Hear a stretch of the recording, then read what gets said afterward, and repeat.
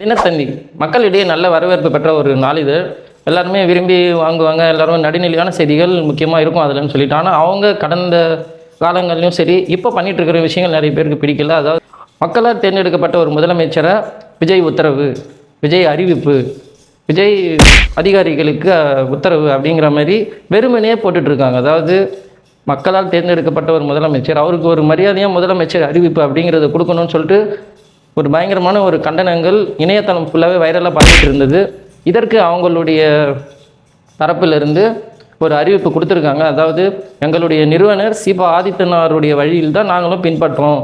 அதாவது காமராஜர் அறிவிப்பு, எம்ஜிஆர் எச்சரிக்கை, ஜெயலலிதா கடும் கண்டனம், கருணாநிதி உத்தரவு, இப்படிங்கிறது தான் அவரும் போட்டுட்டு இருந்தாங்க. அவருடைய வழியில் நாங்கள் பின்பற்றோம், எங்கள் நிறுவனர் செய்ததை தான் நாங்கள் இப்போ வரைக்குமே செஞ்சிட்ருக்கோம்.